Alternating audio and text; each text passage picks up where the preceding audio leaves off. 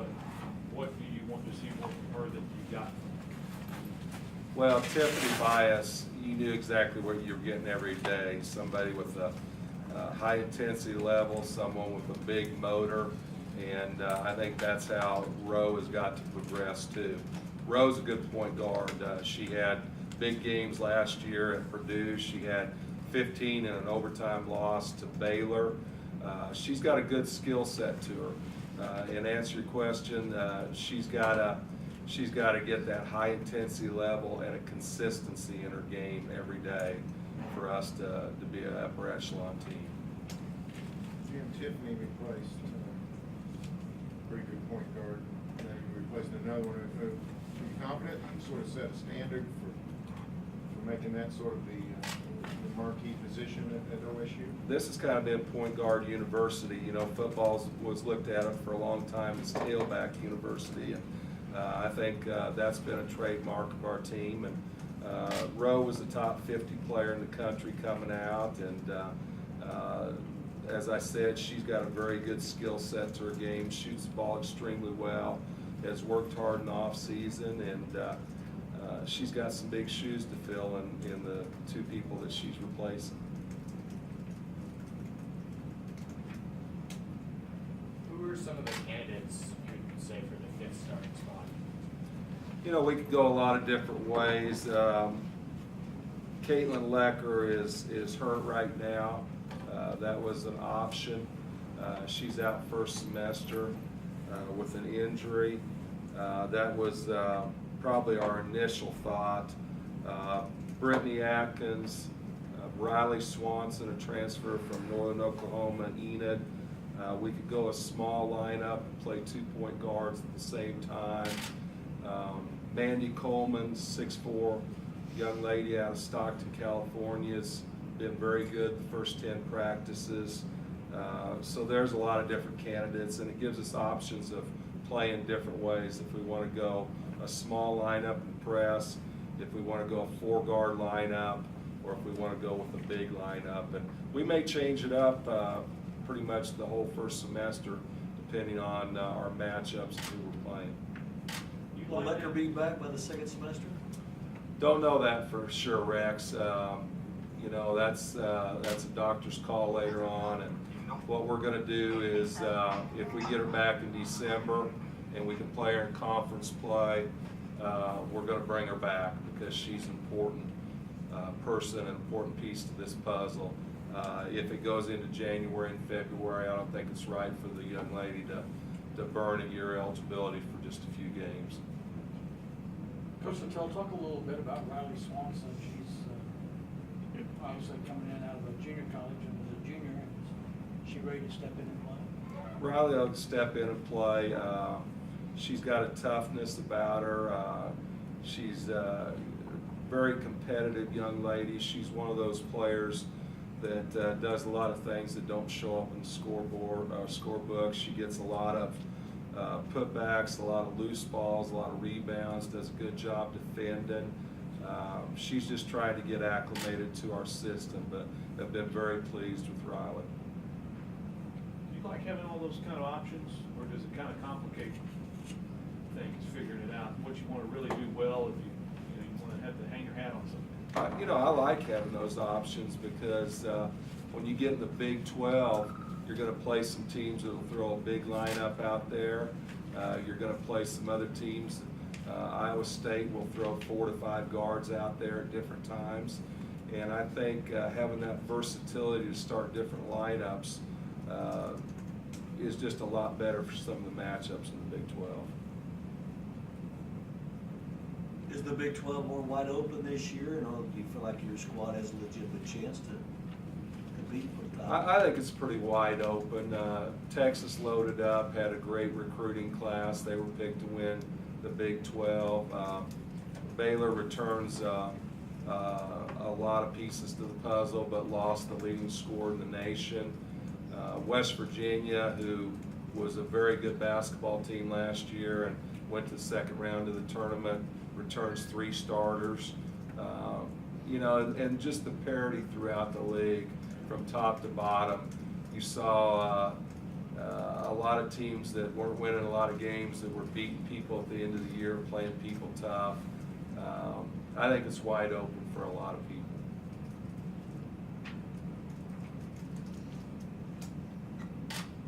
Jim, even with what you lost last year, especially with Tiffany, are you still very vocal with your team about the expectation that this is an NCAA tournament type team? No question. That's the goal every year here. And when you return 3 people that started every game, and then 2 other people that got a lot of playing experience in the Big 12 and in the NCAA tournament, your optimism needs to be high. Your standard and your expectations need to be high, and that's never going to change within this program. Is there anybody in particular that you would say has made some big steps forward from last season, just working hard in the off season and could have a big impact this year? I think Rashonda Johnson is one that has really improved her game. LaShawn Jones has continued to get better. I think Brittany Martin this year is going to embrace the role of being more of a scorer and someone that we're projecting to do good things. Lakota Beatty, who didn't play a whole lot last year, worked very hard in the weight room, has changed her body. She's done well in the early workouts as well. So those are a few of the people that have returned that we've been very impressed with. Are you shooting the ball, Jim, better in practice the last few? You know, we're spending a lot of time on that.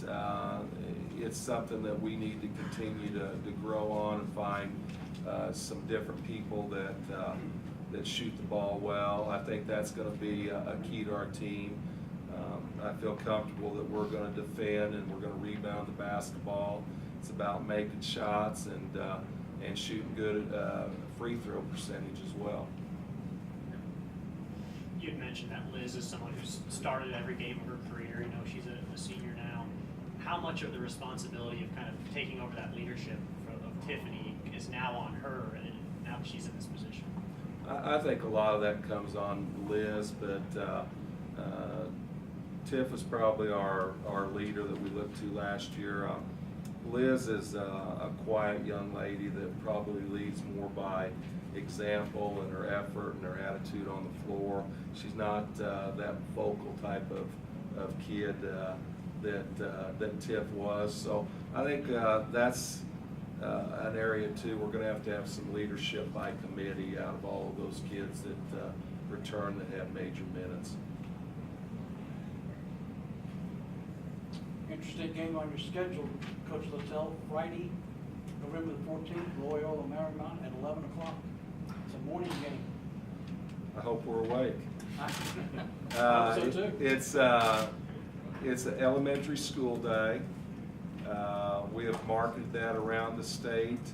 We had one of those last year and had about 2,200 elementary school kids from around the state come in, and talking to our group in the ticket office and marketing department, our number this year is about 4,500 or 4,600 elementary school kids coming in. So if you come to the game, bring your earplugs, because they tend to hold up signs that say scream, but I think it's a great way to get young people involved in the Cowgirls and get them excited about our program, and our marketing people have done a great job to get that many elementary school kids in here.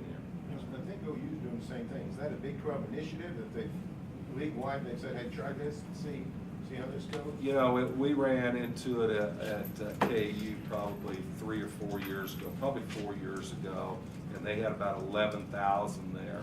So I think everyone around the conference is taking a look at that and trying to get some young people in the gym.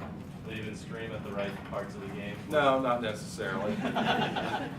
Just when they hold up the scream sign, they're going to scream. And we have a young lady, Riley Swanson from Alva, Oklahoma, and I think the whole school at Alva is coming on that day. So it'll be neat for Riley to have people from her hometown there. How long did it take for your ears to stop ringing after that game? I told Coach Bucky at that time, don't call any timeouts. My head's split, let's get out of here. And it's a different atmosphere. It's really neat. The kids have a great time with it, and I'm glad we're doing it, but it's definitely a different atmosphere than you'll play in any other time within the league.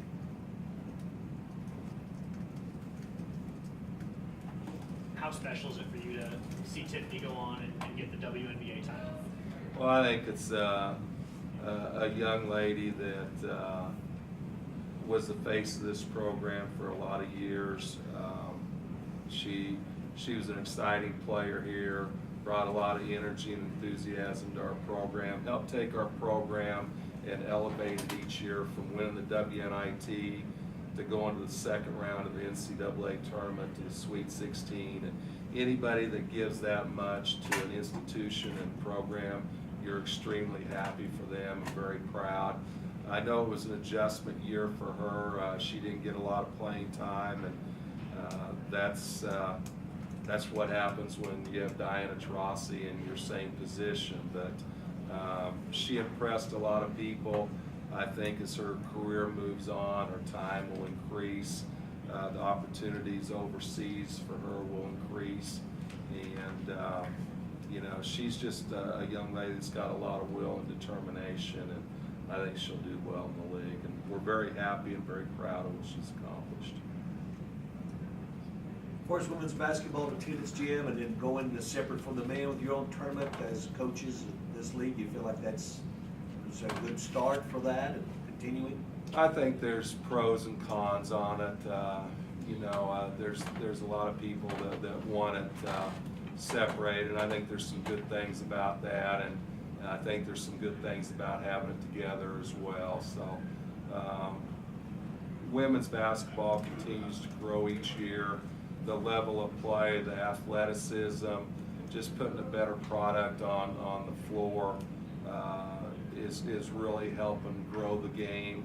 There were a lot of rule changes this last year that were designed to put more offense in the women's game, and they've proven that they worked, from slight things on rough play to hand checks and things of those nature.